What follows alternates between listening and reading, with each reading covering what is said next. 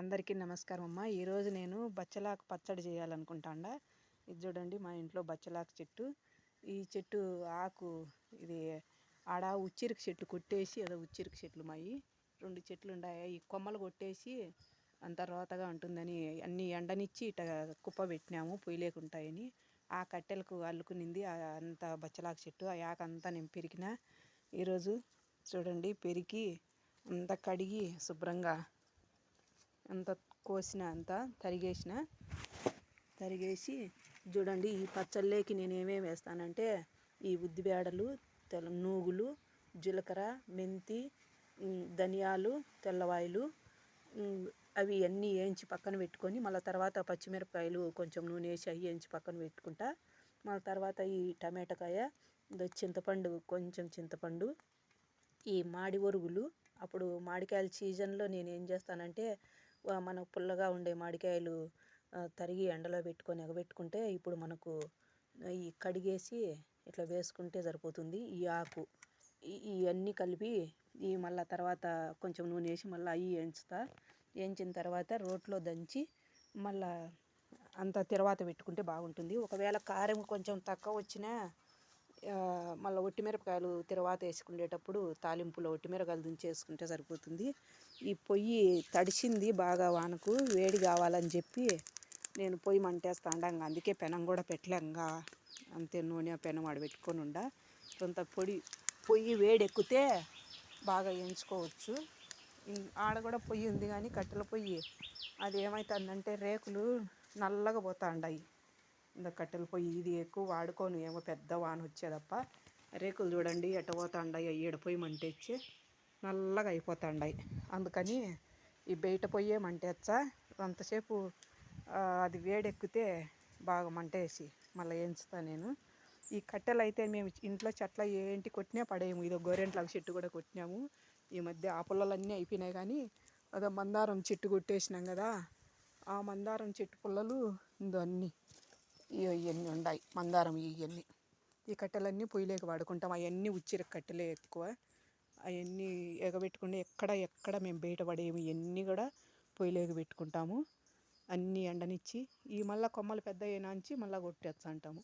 ఒక కట్టెలు అయిపోయిన తర్వాత మళ్ళీ ఇంకొక చెట్టు కొట్టేస్తాము. ఈసారి నేరడి చెట్టు కొట్టేయాలి. అల్ల నేరడి చెట్టు చాలా రోతగా ఉంది, ఎంత అల్లుకొని పోయింది అంత నీడే.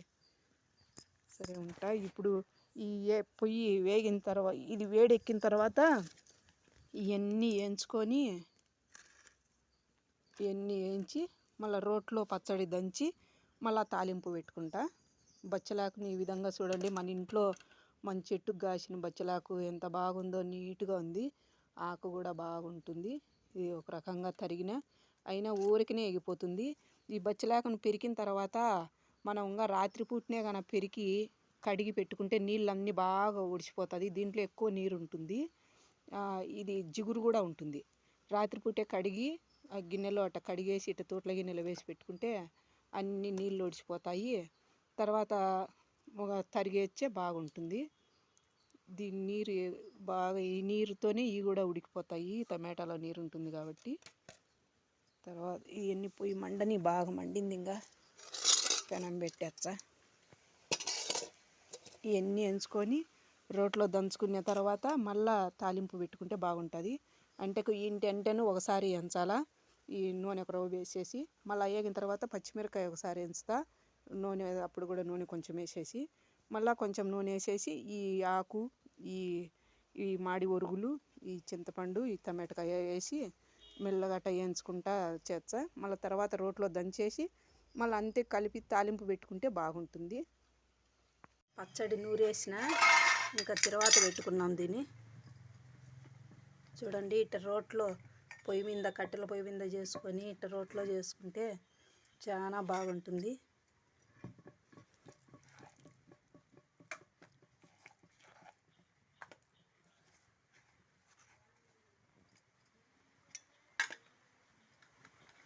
నాకు వీడియో తీసుకుంటా ఈ సెల్లుతో, ఈ చేత్తోనే పట్టుకోవాలా.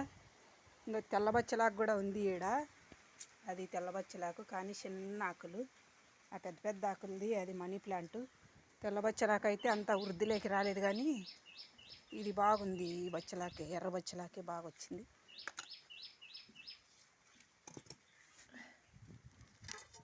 నూనె కూడా ఏగింది, ఎక్కువ కాలుతుంటే. కరివేపాకు మా ఇంట్లో ఆకే, ఇది ఇంట్లో చెట్టుదే, అసలు అంత వాసన రాదు. అది చేలో కరివేపాకు అయితే కన్నా మంచి వాసన వచ్చింది. ఈ ఆకు చేలో ఆకు వచ్చినట్టుగా మంచి వాసన రాదు అసలు.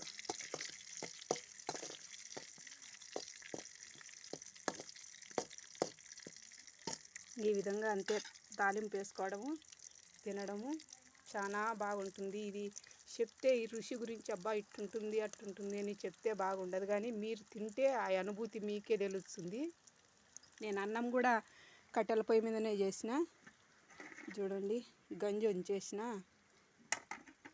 అన్నం వేడివేడిగా ఉంది, గంజి దీంట్లోకి వంచేసిన.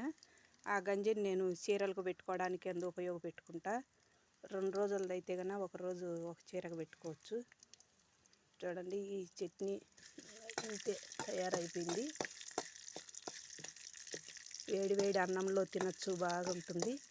నేను ఇంతకుముందు అయితే ఈ బచ్చలాకుతో బజ్జీలు ఇట్లా చేసినా కానీ చట్నీ చేయడము ఇదే ఫస్ట్. నేను ఈ చేత్తో చెల్లు పట్టుకోవాలా, ఈ చేత్తో ఇట్లా చేసుకోవాలి. అబ్బా ఎంత బాగుంది అది ఇది అని చెప్పడం కంటే మీరు కూడా ఈ విధంగా తయారు చేసుకొని తింటే ఎంత బాగుంటుందో ఏమో. దీని రుచి టేస్ట్ చూడండి. ఆకుకూరలు నిజంగానే నేను పప్పు అయితే కన్నా నేను ఎప్పుడో నెలకు ఒక రోజు కూడా చేయను పప్పు, ఎందుకంటే ఈ గ్యాస్ ట్రబుల్తో ఎక్కువ గ్యాస్ ట్రబుల్ ఉంది. ఇదే ఇంట్లో దొరికే ఆకులతోనే నేను కొండపిండి ఆకు తాలింపు, ఇది మునగాకు, ఇట్లా ఎక్కువ ఆకుకూరలు కాయగూరలతోనే చేసుకుంటా. చూడండి, ఇంకా చట్నీ తయారైపోయింది, అన్నం కూడా రెడీ అయింది, ఇంకా తినడమే ఉండేది, తినేయచ్చు. చూడండి, మీకు ఈ విధంగా చేసుకుంటే వసతి కూడా కట్టెల పొయ్యి మీద రోడ్తో ఈ విధంగా అందరికీ ఉండకపోవచ్చు. ఈ మిక్సీలో అయినా కూడా కొంచెం ఏమంటే కొంత టేస్ట్ వేరుగా ఉంటుంది, కానీ మిక్సీలో అయినా చేసుకునే బాగానే ఉంటుంది. చూడండి, మీరు ఇది చూసి మా వీడియో చూసి ఈ విధంగా ఇంకా కొన్ని నేను పెడతా ఉంటా. మీకు ఇవి రావాలంటే మీరు మా యూట్యూబ్ ఛానల్ కూడా ఉంది, ఫార్మర్ విమలమ్మ అని, దాన్ని సబ్స్క్రైబ్ చేయండి. మా ఇన్స్టాగ్రామ్ కూడా ఫాలో కాండి, నా ఫేస్బుక్లో కూడా పెడతాను నేను. చూడండి, మీరు ఏ విధంగా ఉందో మాకు మీరు కామెంట్స్ రూపంలో సమాధానాలు చెప్తారని అనుకుంటున్నా. ఇంకా ఉంటా.